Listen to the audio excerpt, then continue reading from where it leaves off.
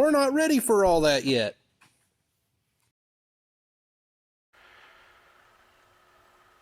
So I think about the time I was putting the engine back in, this push rod came falling out, and it goes in between the cross shaft, between the block and the frame down there, and the clutch fork. And that's what pushes, this end pushes on your clutch fork. And I thought, what in the world is this now? Because it was already adjusted all the way out. I think the problem lies here in the cab. Actually, I'm almost 100% confident. You'll notice the pedal height on the clutch pedal should be more like down there, but then we got a huge gap between the arm and our stop. I actually went and checked out my 63 C10 I have on my yard, and this bracket is just completely bent backwards. I don't know, maybe the previous guy that drove this had a little stump of a left leg, but actually my left leg is a 1/4 inch shorter than the right, but that's kind of irrelevant here. So what I need to do is push this rubber bumper out, get that out of the way, and then I'm going to have to back this up with some heavy iron and just start smacking on this till I straighten it out. And actually, it should be a little pass forward of straight. I'll put a picture of the 63 up here so you can see for a comparison what it should look like. And once we get that down there, that cross shaft should be in the right spot, and that push rod should be long enough then. And then everyone will be happy.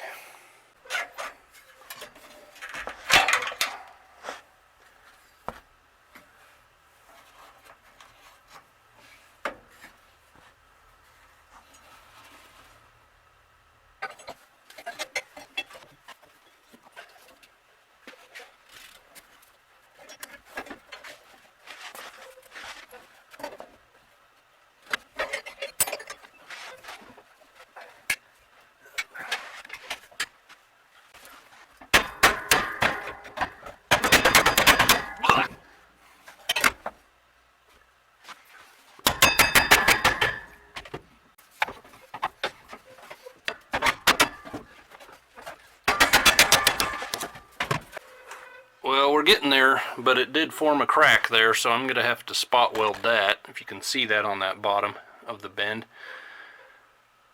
So I'm going to play around with this a little bit more, probably get a cold chisel in there and sharpen that bend and do a little more form work, and then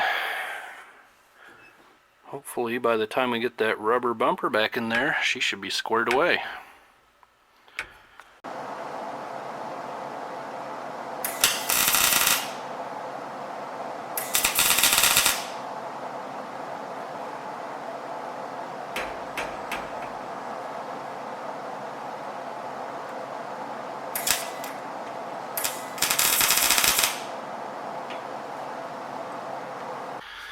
Well, I just burned a couple nice hot tack welds where it was torn, the metal was torn at the top and bottom, and that should be good enough. I'll clean that up and maybe dab a little black paint on there. But now our pedals sit nice and even. So we'll go under the bottom, underneath the truck, and try to get that rod back in. And then hopefully we get this dog back on its feet. Whoa, and I'm going down. Well, we've got that adjusted, and I wanted to show you the rod's in place, and I know it's kind of dark. I'm clear at the end of my adjustment on this end, and the shoulder on the clutch fork, which you may or may not be able to see, still is not touching the fork. So I'm going to take this out, and I'll show you what I think we need to do yet.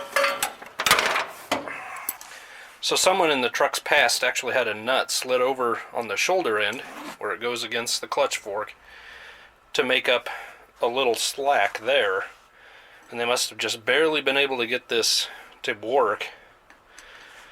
But now that I have our pedals level,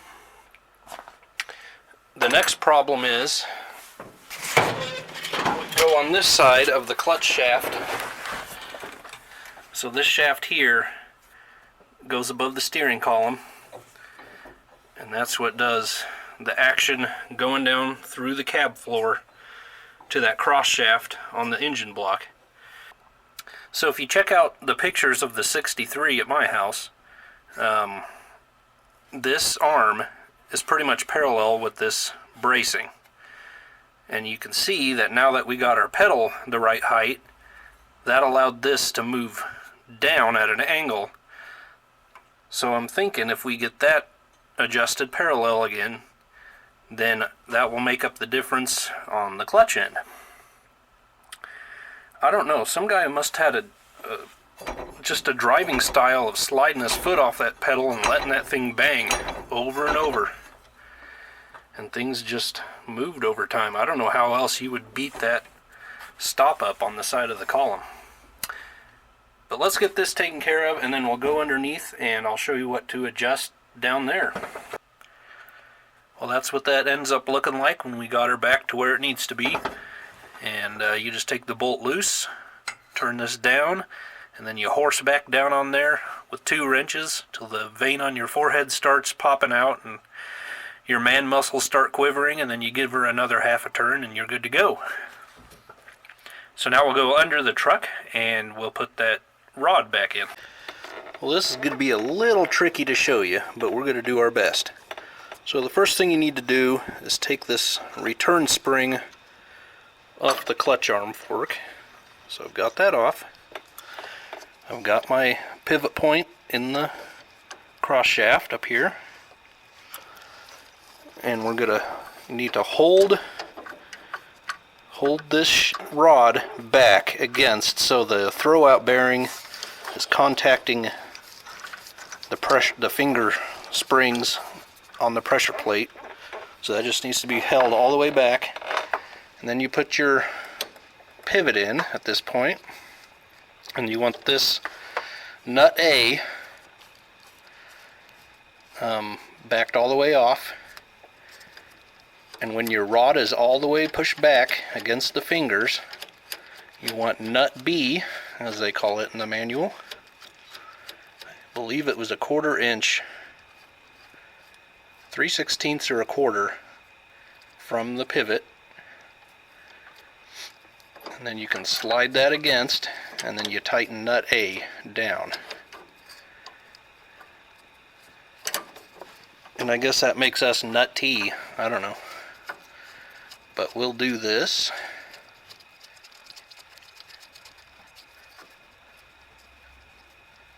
Okay. Okay, I'm going to put a pin in there temporarily. And then, well, we need to put our spring back in. So let's just do that. Where did that go? Was that in that hole?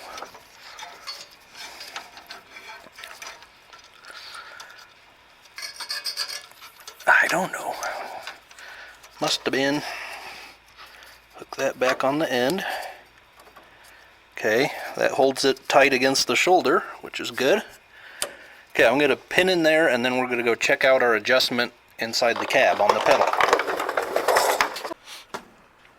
Now I did go back down and readjust nut B, which is the one closer to the clutch fork, and I made the clearance about 1/8 of an inch from the pivot point, tighten everything down, and they recommend on the mechanical linkage 3/4 to 1 inch free travel, and I'm right at 1 inch. So I think this is where I'm going to tighten it down. So I'll go back and tighten both those nuts down, put a pin in there, and we'll be good to go.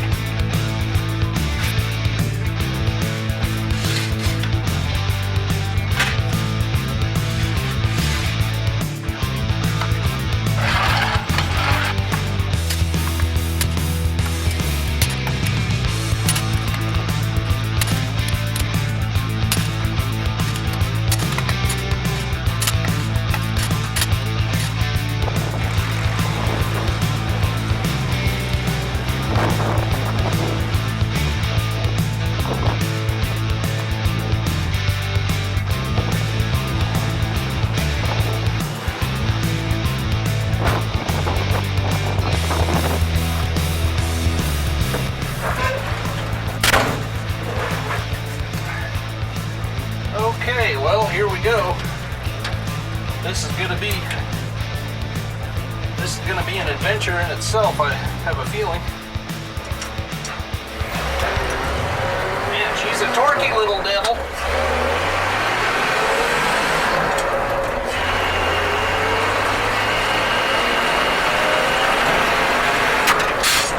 Come on, Ford.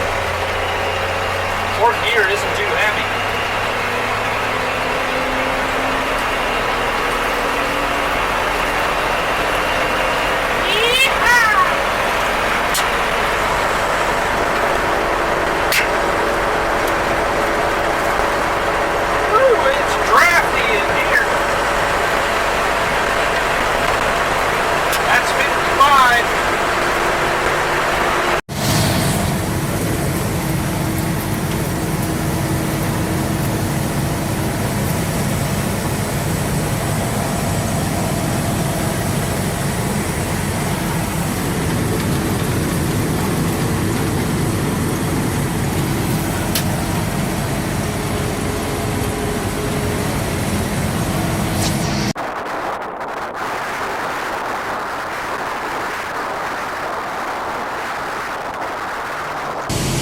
But she scoots on down the road.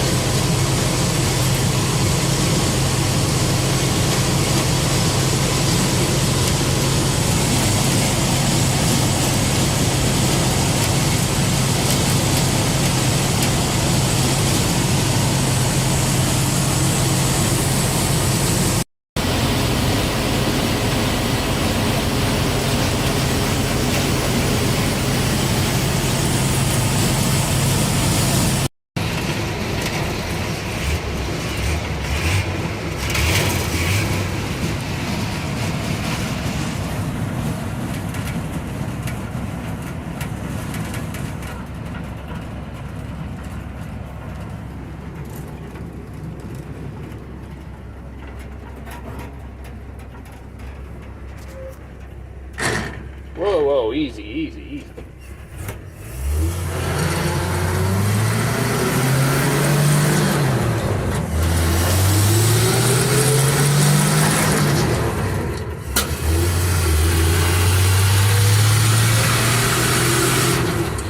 Had a little backfire there. I don't know what that's about. I still haven't fixed the choke cable. Maybe the choke is closed a little. We'll check it out when we get home.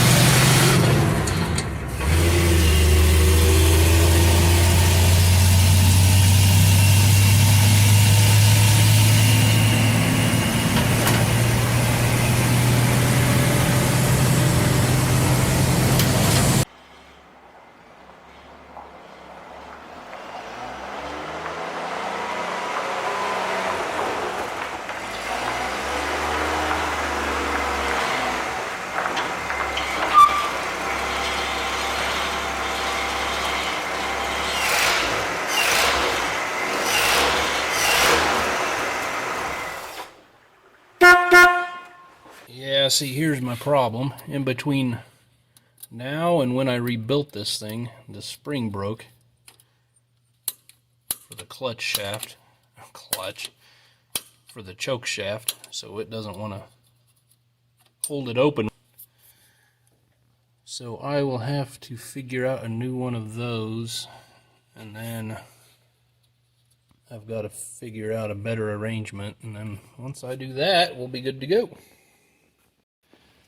Well, there you go, guys. There is our 66 Chevrolet C20 3/4 ton, of course, is what that means.